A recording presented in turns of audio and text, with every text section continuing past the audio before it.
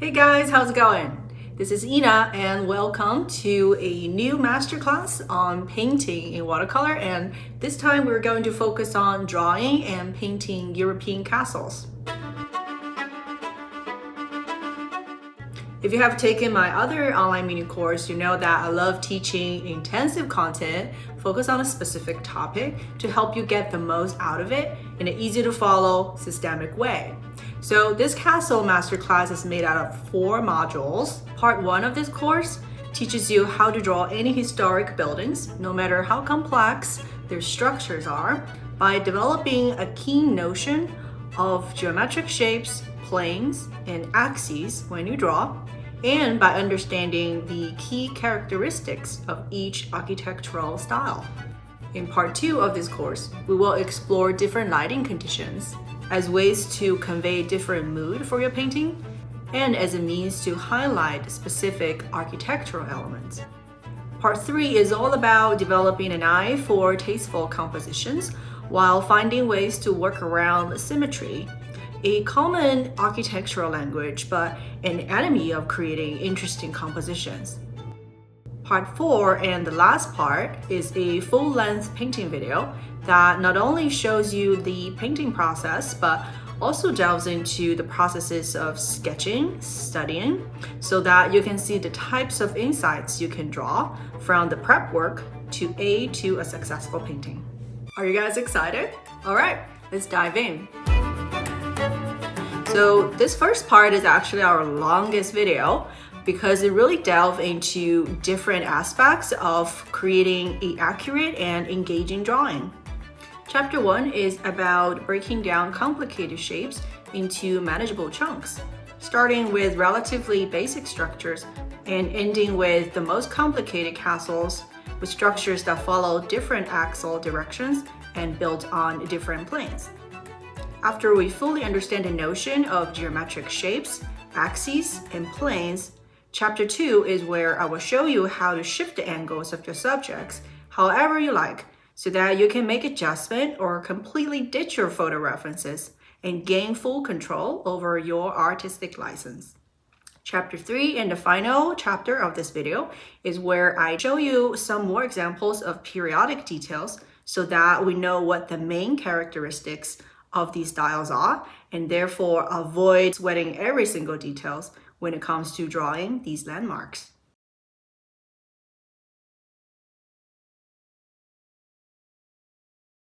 Many castles have complex shapes and decorative elements. So if you look at like a photo like that and try to draw that, it can be really overwhelming. But the thing about it is that we have to remember castles are nothing more than basic building blocks that are all geometric shapes. For example, you can have walls that kind of curve, in different directions. You have roofs, which may be, a triangular, prism shaped. And you have towers, like these conical shaped roof, right, with the cylindrical tower itself. And you may have, domes as well. And once you have identified these basic elements, then all of the periodic details kind of evolve from that, right? Take the wall itself, where it may have, if it's a Tudor style castle, it may have these notches, like a fortress style on top. And but if you take a Renaissance castle, it may have more of a kind of pitched window shape, like such. Right? So you can start adding that. For the triangles, right, Romanesque castles, you often see these terraced design, right? It may have more architecture elements, but all of that evolved from the triangle shape. And even when you get to a more elaborate, kind of like Baroque style, facade, and Renaissance archways and statues, but it all kind of evolved from this triangle shape as well. In terms of the conical shapes, a lot of like Gothic architecture elements have a very high-pitched roof with these finials, right, on the spines. But you have to remember when you draw it, you can just draw the conical shape because it derives from that. And even later on, when you have more of these, late stage Renaissance or like Baroque style, where it has this, this onion roof, right? It's like multi-tiered. You can seem quite complex, but it still, relatively conforms to the conical shape. So that's how you can simplify. Similar with the cylinder, right? Cylinder, like in the Tudor style or Romanesque, it may just be like a multiple step type of faceted, right, tower with windows, whatnot. Maybe some notches here as well. But you see, when you draw, you can just draw a cylindrical shape, right? And dome, similarly, if it's like, Renaissance, then it may have, a relatively tall dome, with this very small facets, and start combining, with the cylindrical and maybe another dome on top. So you can start stacking things up, right? And, if it's a multifaceted dome, no problem, we can still do that.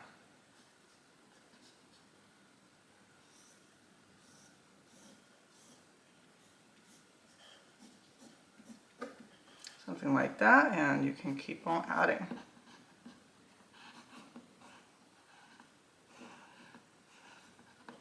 Right. So once you see the castle as these, individual elements, you can really evolve. Start with that, get the perspective right for these elements before you start evolving them into more complex shapes. But before that, a real quick announcement. If you're ready to take your art practice to the next level, or you simply would like to support me for my ongoing effort of producing high-quality learning content, then I also have a Patreon membership program for you to check out. As a member, you'll be able to attend online painting workshops every month, joining on Q&A live sessions and discussions, as well as receiving individualized critique and feedback from me. You will also get access to exclusive behind-the-scenes content where I will show my work in progress, as well as talking about other aspects of being an artist. All right, back to the main topic. All right, our first example here is really quite straightforward. It's got three primary buildings to this castle. The front one is the tower with a conical shape. So you can just go ahead by drawing that. And now note that it's got two buildings then behind this tower.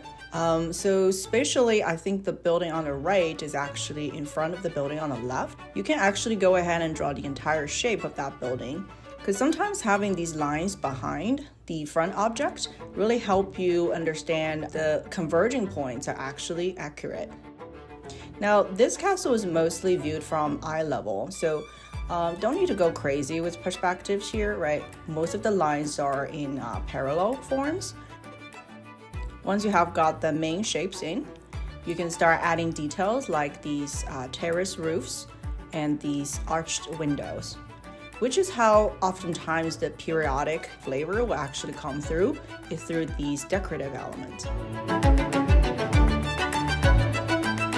So I ended up just removing the wall behind the tower and keep it simpler that way. And it's gonna make the painting process easier later as well. All right, so let's try doing this exercise again with a little bit more complexity this time. So this is that famous castle in Spain. This angle is also looking up. So strictly speaking, this is a 2-point perspective, but I don't want to bore you guys with these terminologies. All you need to consider is where the shape of the building kind of turns 90 degrees. So then you can start with drawing that spine. And then the perspective lines on either side of this spine is going to taper downwards. And although it seems to be very complex with many towers, but really if you look at it, it's made out of like 3 kind of boxy buildings. And when you're drawing it, you can just ignore these little towers. And first boxing maybe this a large tower, and then start moving towards, I do see like a little building in front of this large building, followed by a slightly shorter building, and then another tower with a tapered roof. And for tapered roof, what you can do is that instead of, the top line of the roof, instead of going all the way to the edge, you kind of stop earlier, and then you connect the corners. Again, once we have these main shapes figured out, we can start adding these mini towers. This little tower that's in the front, which is actually the spine of our perspective line. So when you're drawing it, it's totally okay to draw that last, because then its relative position to the main shapes, because you can always clean up the lines later on.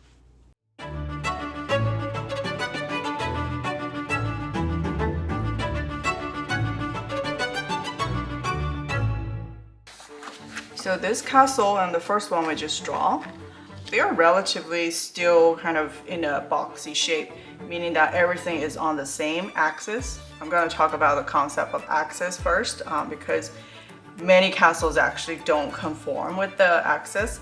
So the notion that, for these ones, it's building 1 kind of follows this direction, building 2 perpendicular to it, right? Maybe there's a tower here, but everything is like, following this direction. But in reality, a lot of castles conform to the landscape they're built upon. So let's see an example here. This one, for example, it doesn't actually follow along the same parallel line. You kind of have 3 different axes. Let's see what it looks like. So basically the first building goes alongside this axis, right? And then kind of stops here. There is a larger tower here, and then it goes basically like this way, right? And then towards the end, it kind of curved backwards again, although at a slightly different angle as well. So when you're, doing this, the perspective can really throw you off if you are not paying attention to the axis the buildings are built upon. But luckily, the buildings within each axis, they are, symmetrical for the most part. So if I simply draw like, a triangle, imagine this is the foundation of that one, and then I'm going to draw another triangle, parallel to this line, and the third triangle. So as long as you feel like these 3 triangles are actually on the same plane, right, they're going to turn out all right. So I'm just going to start adding fluff to these triangles. So imagine there is a bigger building here, right? So this building can be that tower we just see, combined with this tower, right, still on it, right? And then the wall can be just following this axis until we have this building, which is basically facing this direction. This building is facing more of this axis, right? Although it may have a facet here, right? And then it started to taper this direction. So we're gonna do the wall over here. This wall gets really small because it's kind of behind this castle. And now in the back, this one gets bigger again. This is how you can kind of really use the axis as a way to guide the way you draw these lines. All right. So let me draw that onto this, and we can move on to the last and the more complex example.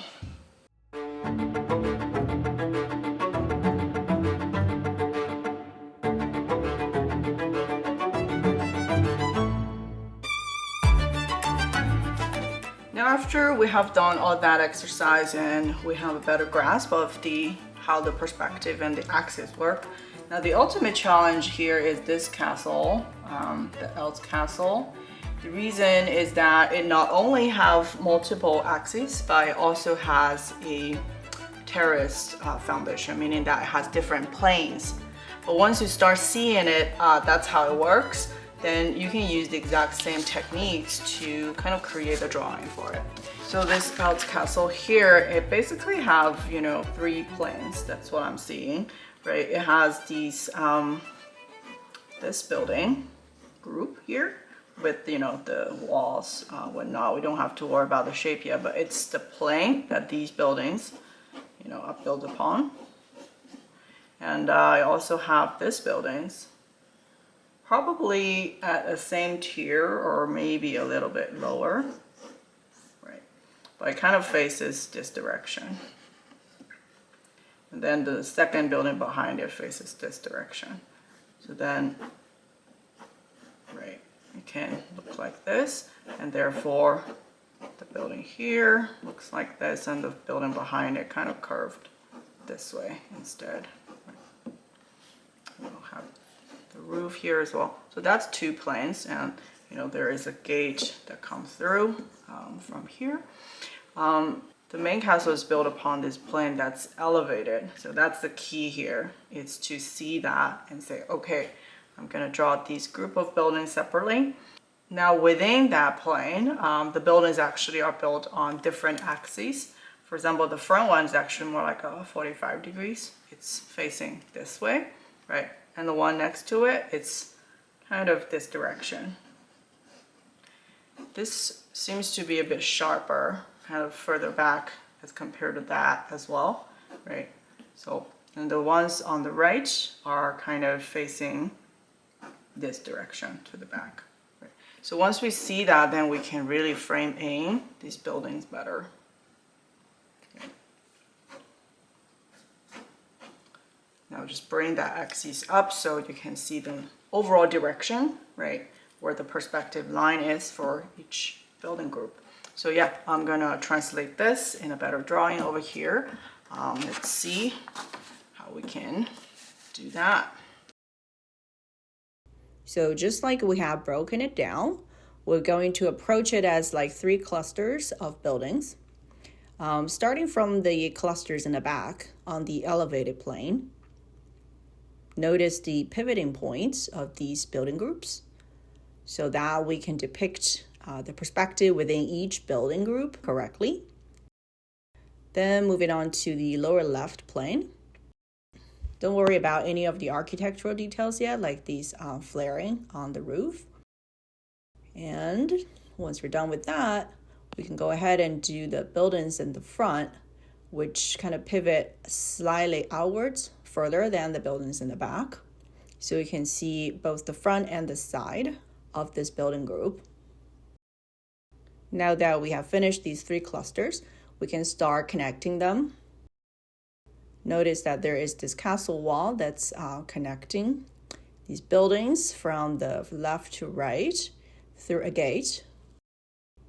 And we can start adding in some of these little towers. Again, you don't have to add every single towers to it either. And go ahead and erase the shapes behind the front buildings.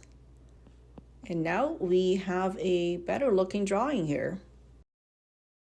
So yeah, this is how you can break down a fairly complex subject by perceiving the correct planes and axes these shapes conform to, but also by focusing on the most fundamental geometric shapes instead of getting bogged down by all the details from the get-go. Now that we learned how to draw any castles based on a photograph by breaking down its complex shapes into these geometric building blocks, we're now able to shift the perspectives and the angle of the castle however we like. Because in real life, we don't always take perfect photos, and even when you're a painter painting on site, you still want to sometimes move the objects or maybe shift their angles a little bit. And knowing how to do this and do it confidently and accurately can really help you gain control of your artistic voice and getting you freed from having to always paint a photograph verbatim. Not only are you freed from copying a photograph, you now also get to tell different stories. Because different angles of a subject convey different mood and narratives. Take the first castle, for example. If we change it from a eye level to a aerial view, now the castle becomes smaller and it almost reminds us of like a diorama scene. And that is helpful if you want to depict a group of buildings on an expansive pasture to convey that sense of scale and openness. For the second castle, I have rotated so that the facade facing the viewer is now the side tower. You can see that by doing that, now the story is entirely about this majestic tall tower that has a lot of miniature towers on the top because its profile became more pronounced. And then all these buildings that were facing forward now faces the side and conveying a ever-expanding depth, in a way making the castle look even grander. For the third castle, what was interesting was these curvature of these different walls. Now we can make that curvature even more apparent if we choose to depict it from a little bit higher up. When you're changing the perspective from an eye level to a higher up, a bird's eye view, the surfaces that are facing up will naturally become bigger, and the surfaces facing to the side will become smaller. And that is why now you see the curvature, which is the surface that's facing up, its S shape become more apparent. For the last castle, let's attempt making it even perched on the hilltop. So this is why it's so handy that we now understand this last castle has multiple planes. We can approach it in these modules, depicting the buildings on the front, which will be now a bit taller than the ones in the background, meaning the height in their difference wouldn't be as big as the initial angle. And also by switching to this higher up view, the rooftops actually become more interesting. Notice that this castle actually have all of these miniature towers, and I believe they have flags on them as well. So when you're looking up, the roof line just become more rhythmic, and these fine details like the flags and the towers become more intricate. So yeah, that is this second exercise here. I just want to show you why it is so important to understand the fundamental building blocks of this castle, because now you can manipulate the angle and you can depict the subject from any angle and be able to tell different narratives. Then next, let me do some bonus castles for you. I'll try to maybe attempt some different architectures than these. I think we have medieval cover, we have Romanesque covered, but I want to try maybe some more like Baroque style castle and some Renaissance castles here. And then I'll explain to you a bit of like that architecture history, how they're distinct and how you can, bring out their characteristics. So here I added some more different architectures for castles. This one is the famous Chambord Castle in France.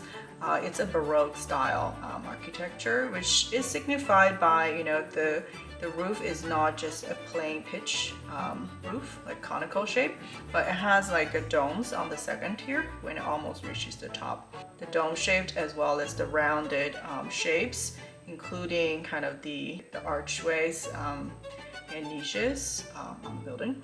These are really iconic of Baroque style architecture. The line is also more soft, more rounded shapes. This one is a Renaissance kind of classic example. It's a Italian villa. And here I just want to show you that for pillars, you can treat it as a flat surface too.